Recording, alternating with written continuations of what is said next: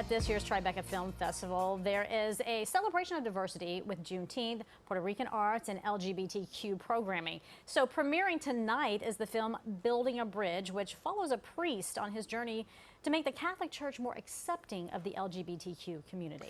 And with June being Pride Month, right, this documentary is released right on time, pretty much. Here with an exclusive look are the film's directors, Evan Mascagni and Nick Capizera, cinematographer and producer. So good morning to both of you. Thank you for being here.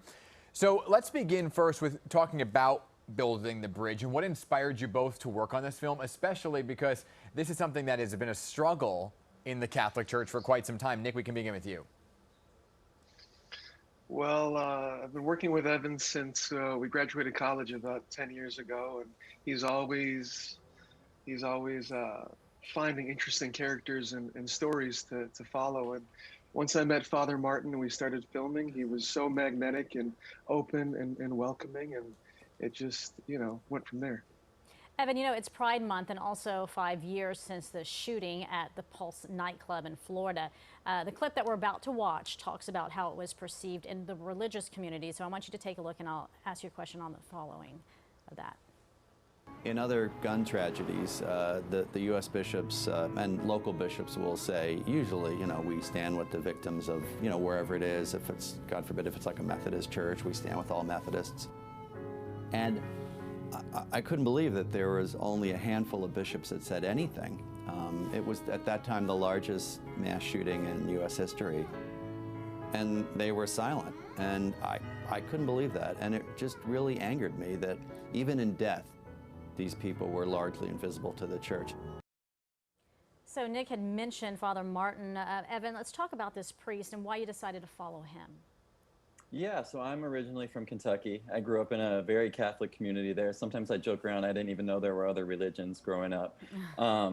And the message from Father Martin wasn't one that I heard in the Catholic Church growing up. So as soon as, my mom told me she followed this cool priest on Instagram, I checked him out, checked out his message, and went to one of his talks and was just blown away at his messages of welcome and inclusivity and love and respect and compassion and sensitivity. Really, what I'd always hoped the Catholic Church would be, I was finally starting to see through Father Martin. And it's just, trying to tell a positive story about the work he's trying to do. Yeah, I think that's really important too, because I think a lot of people feel like they're being chased away from their faith based on their sexuality, right? So who else do we actually hear from in the film?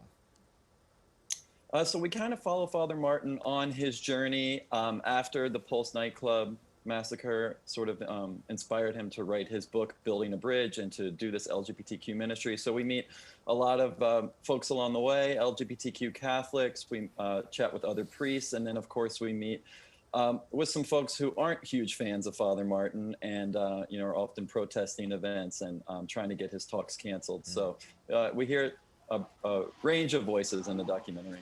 Well, Nick, there's another Martin on this film, not Father Martin, but Martin Scorsese, who serves as executive producer. What was that like to work with him and have him behind your film?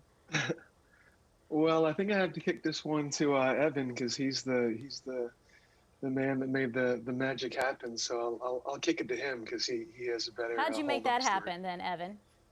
Well, it was his team heard we were making a film on Father Martin. We got connected, and apparently he's also a fan of Father Martin's work. So we sent him a rough cut of the film, and he enjoyed it. And we had a nice conversation. He gave us some creative feedback, and we put that in. And yeah, obviously having his endorsement of the film and the project is a huge honor. I mean, something we never thought would happen, and we feel very fortunate and blessed. Serendipity there, huh? Yeah, really. So Nick, what is the hope then for people who watch the film, right? They're walking away after watching Building a Bridge. What are you hoping that they are taking with them? I hope they're really taking Father Martin's, message of inclusivity and openness, and they really see, Father Martin for the all the writings that he's written about, bringing LGBTQ people back to the church. I hope they take that away from the film. Real cool. Yeah, thank you so much for joining us. Nick, I think you've got another calling behind you, and that being with all the plants. I mean, you're definitely a pro at that. We need a little advice because ours aren't doing so well. Yeah, no, can't do it. Okay, anytime I'll come in and we can redo the studio. Yeah. That fantastic. Come on down. The next interview, all right? Evan and Nick, thank you so much. Congrats on your film, by the way. Thank you. Hats Thank off you to for both having of you. us. Yeah.